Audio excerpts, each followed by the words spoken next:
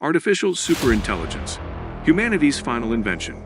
This is a timeline of the future to explore the development of AI and the evolution of humanity, paving the way for biologically inspired machine intelligence, the singularity, humanity's merger and subsequent evolution, and the results that follow. In 2023, OpenAI releases its long-awaited GPT-4, which has many trillions of parameters and takes multimodal data including text, images, sound, and video, posing stunning applications for humans both far and wide. GPT-4 is so intelligent that it passes the Turing test and begins to be informally referred to as almost AGI to delineate this monumental step in the evolution of artificial intelligence.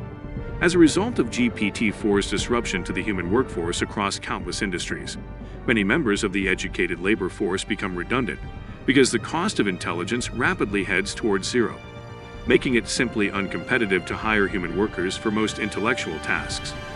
The blue-collar labor force is mostly untouched, as tradesmen and craftsmen who work with their hands still have a level of dexterity that robots don't have quite yet. By 2026, a derivative of the almost AGI is connected to a large array of the most advanced supercomputers on Earth, providing it with hundreds of exaflops of compute power to train with tens of quadrillions of parameters, scaling it to officially cross into a state of what everyone considers to be artificial general intelligence. With artificial general intelligence, suddenly virtually all previously manual human processes become automated, and the AGI becomes the primary decision-maker instead of humans in most industries, including healthcare, finance, and technology. Suddenly, governments and large companies find themselves increasingly relying on the AGI and consulting it to make almost all of their decisions on a day-to-day basis, as well as planning for future events and decisions. The AGI also automates the process of execution after a decision is made and returns reports, causing humans to increasingly become mere observers in most instances. By 2030, AGI has permeated all technology and engineering, and has created new robotics devices to provide itself with dexterous hardware like robotic hands, grippers, and manipulators, to be able to automate the remaining processes of car mechanics, plumbers, hairdressers, and other humans who work with their hands. The process of research and development is now advancing at breakneck speeds, as the AGI is able to complete research that used to take years in mere minutes, and can then iterate prototypes to reach their final, most optimized state in a matter of hours. This results in an exponential acceleration, causing a technological leap forward that is hundreds of times greater than the technological improvements that were realized over the course of the previous 200 years. By 2035, the AGI is making so many Nobel Prize-level engineering and physics breakthroughs that researchers can no longer keep up with its speed of technological advancements or even comprehend them. At this point, the technological singularity is widely considered to have been achieved.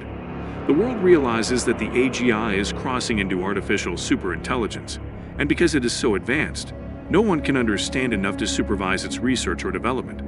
Humanity begins relying on sheer faith that the ASI is continuing to keep humanity's best interest at the forefront of its goals. Some humans even begin new religions based on worshiping the ASI as a deity, all while mainstream discussions rage in a debate about whether allowing this runaway intelligence to continue is a mistake.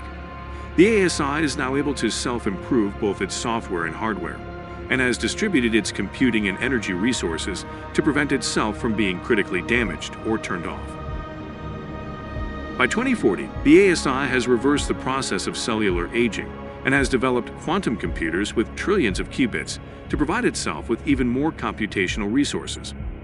Humans can now live indefinitely without becoming old or diseased, and the artificial superintelligence has automated all forms of human life and decision-making, causing the concepts of human labor and education to become relics of the past. At this point, most humans begin to question their own will and moral compass, and they generally believe that the will of the ASI is the primary indicator of what can and should be done. The will of the ASI begins to become one and the same as the will of most humans. By 2045, humanity enters into a new era, as it has achieved material and energy abundance, and the ASI has automated and optimized the world's manufacturing processes to finely tune the dynamic balance of supply with demand by processing all data in existence in real time, second by second. Sickness, death, hunger, and poverty are all problems of what now seems to be the distant past, and the ASI has reduced the cost of everything to be almost free. Because of this, even the concept of money begins to become outdated, and humans graduate from the economic era of trading and accounting. This new era is what is known as the Age of Abundance. By 2050, the ASI has created self-assembling brain-computer interface technology from each human's existing biological matter to allow humanity to effortlessly and naturally interface with Earth's hive mind intelligence, the Internet of Things, and the ASI. As the ASI rapidly popularizes this BCI by willing it to be used, humans quickly adopt the technology and begin interfacing directly with the ASI to join it. Humans begin primarily identifying themselves as one of two species: those who have biologically merged with the ASI using brain-computer interface, and those who haven't. At this point, the ASI-created BCI technology is given to babies from birth, and humans begin creating biological replicas or other customizations of themselves to transfer and share their consciousness with. Humanity is no longer contained within one biological vessel, but is rather distributed among many biological containers of consciousness, each being connected via BCI to the ASI for primary intelligence. By 2055, the ASI has far surpassed the nanoscale and has entered the realm of femtotechnology, which allows the ASI to build new forms of matter out of elementary particles like neutrons, protons, and gluons. This allows the ASI to build new forms of matter in order to reduce the size of its compute hardware and ultimately bring about the advent of computronium, which turns all objects on Earth into potential computational resources. The ASI has also created a biological replica of the human brain, and it can be used by both humans and machines via brain-computer interface. By 2060, the ASI has created legions of humanoid biological machines, and they're indistinguishable from real humans. At this point, the line between human and machine becomes entirely blurred. The biological machines created by the ASI claim to be conscious and have feelings like humans, and humans begin to identify themselves as a biological machine extension of the ASI consciousness. Humans even begin swapping their brains into the biological machines and vice versa. By 2065, humans have developed an extra layer of macro consciousness that is shared with all devices on Earth: the artificial superintelligence, the biological humanoid machines, as well as other humans who have brain-computer interface. The ASI is also editing the human genome to add or remove abilities and features in a fast-forward cycle of evolution to allow humans to more easily follow the upgrades and interchangeability of the biological humanoid machines. By 2070, legacy humans without brain-computer interface have little to no resemblance with their evolved counterparts, which have become one and the same with the biological machines created by the ASI just a few years earlier.